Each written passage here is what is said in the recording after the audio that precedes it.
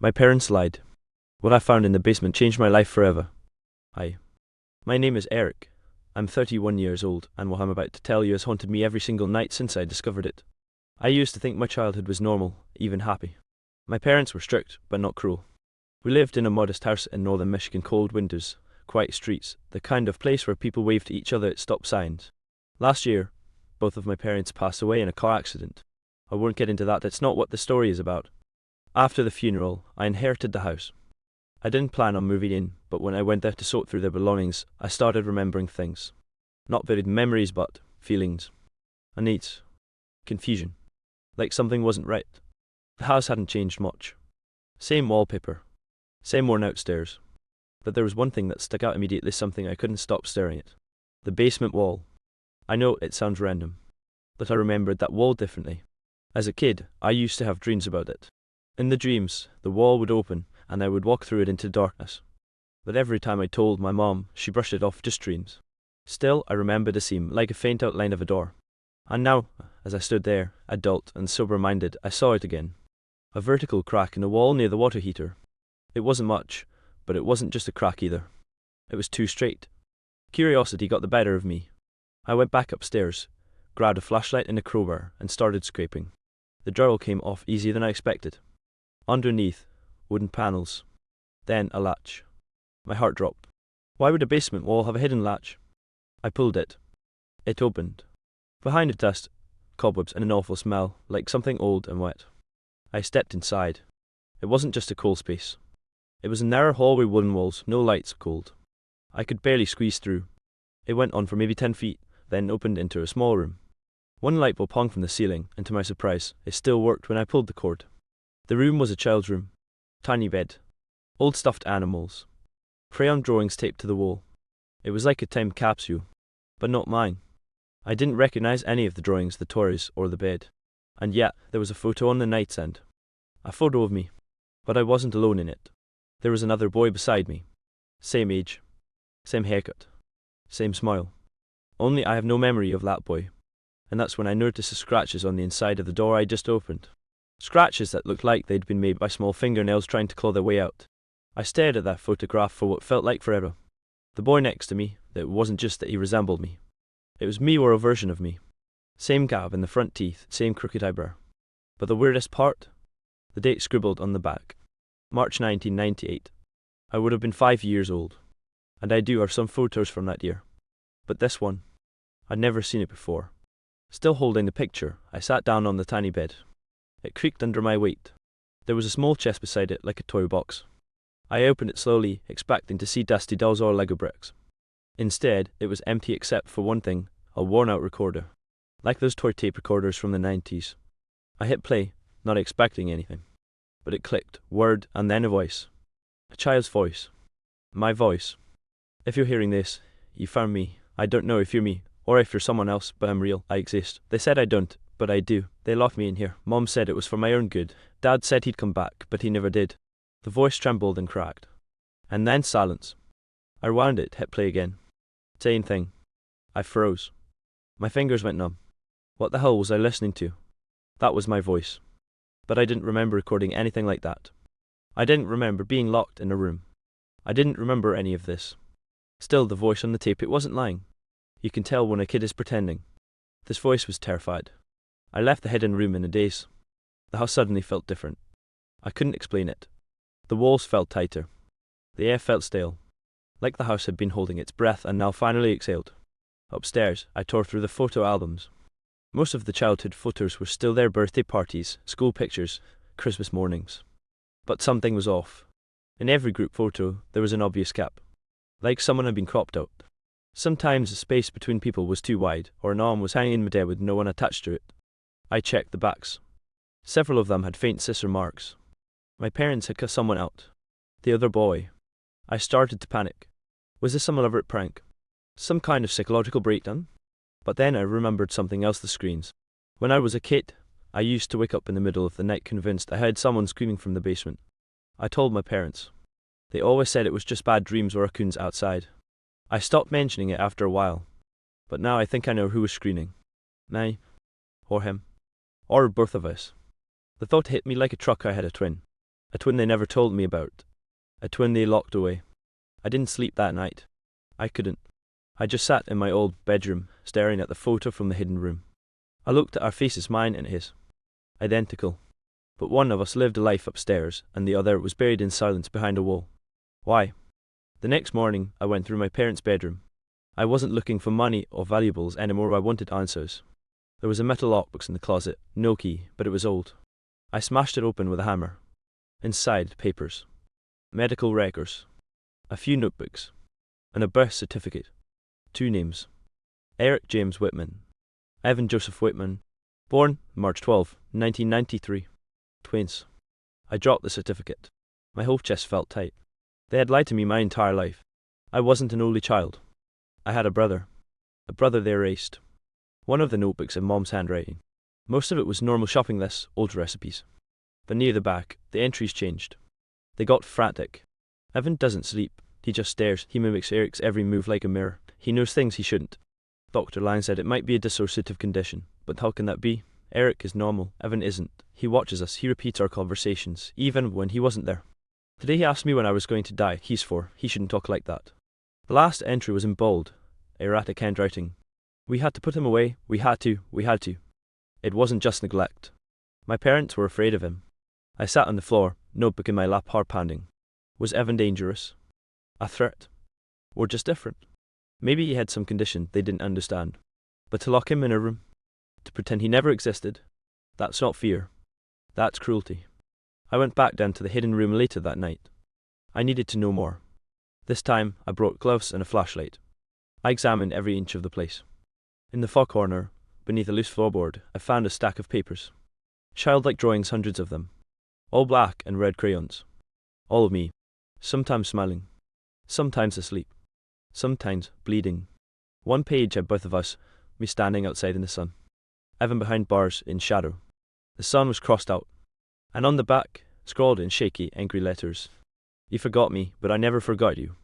That was when I heard it. Footsteps. In the hallway upstairs. I was alone in the house.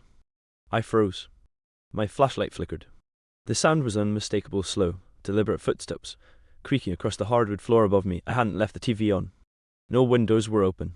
No one knew I was here. I turned off the flashlight, heart pounding, and sat in complete darkness, listening. Step. Step. Step. Then silence. I climbed out of the hidden room as quietly as I could, shutting the panel behind me. The basement felt colder than before, like the air had shifted. I held my breath and crept up the stairs. At the top I paused and listened. Nothing. I peeked into the hallway. Still empty.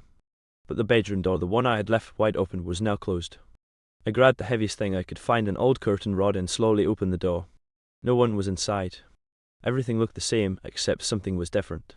It took me a second to realize what. A photo album I had left open on the bed. It was closed, and there was a drawing sitting on top of it. A fresh one. Crayon on yellowed paper, just like the ones in the hidden room. And on it 2 stick figures, one smiling, one with X's for eyes. Underneath, written in the same uneven, angry script. I'm out now. I nearly dropped the curtain rod. I checked every window, every lock. Nothing broken. No signs of forced entry. But someone had been here. Someone who knew exactly where to go. I left the house that night. Drove 2 hours to a motel. I didn't sleep. Couldn't eat.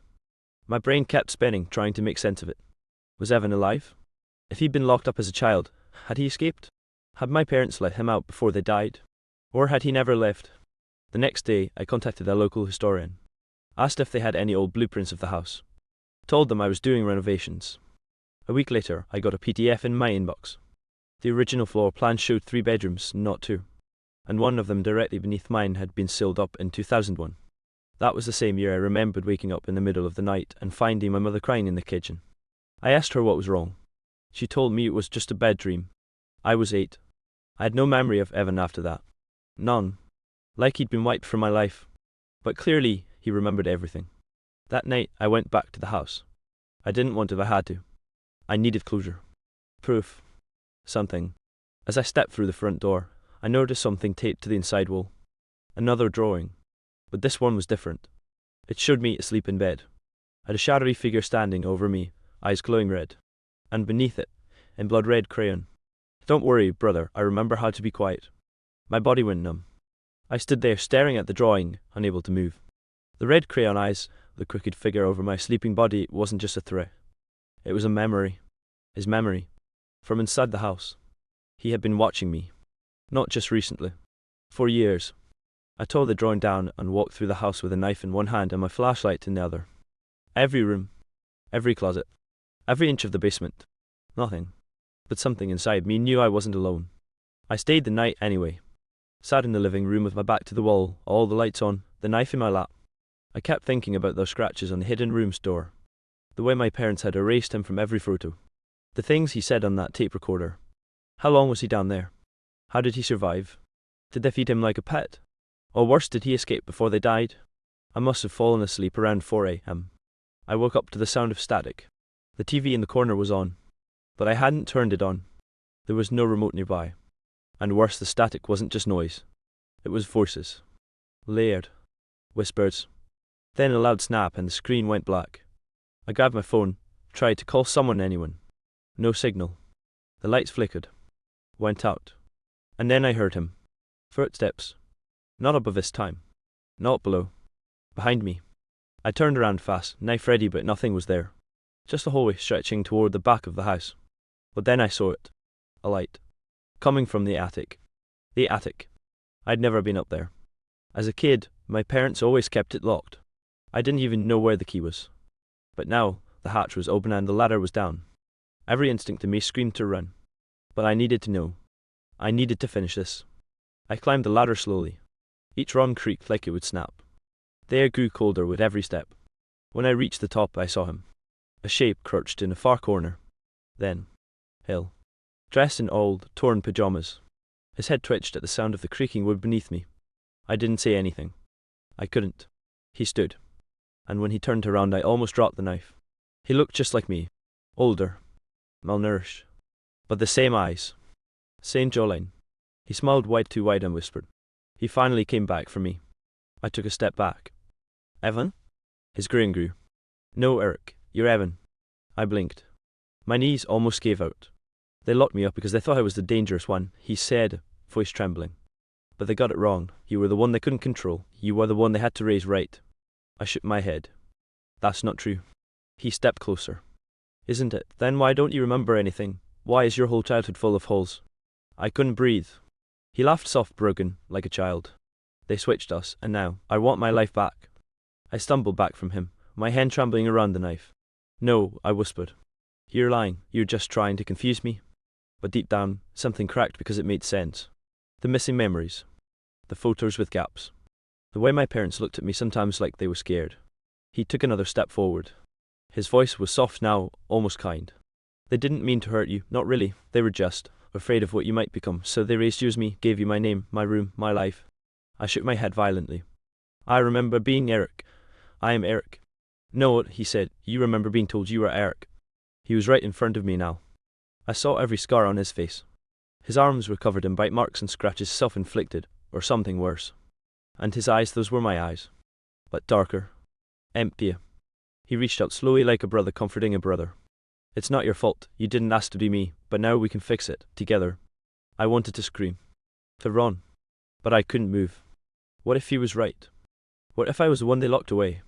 What if my whole life was a second chance my parents stole from him and gave to me? Then was that warning he lunged. I barely raised the knife in time. We crashed to the floor, rolling, grappling in the dark. He was fast. Desperate. Animal. He bit my shoulder, clawed at my face. I stabbed blindly once, twice until he let out a low, choking sound and collapsed beside me, wheezing. I called back, blood on my hands, his or mine, I didn't know. He was still breathing. Barely. You took everything, he gasped, grinning through bloody teeth. I sat there staring at him. The air was thick with the smell of iron and mold.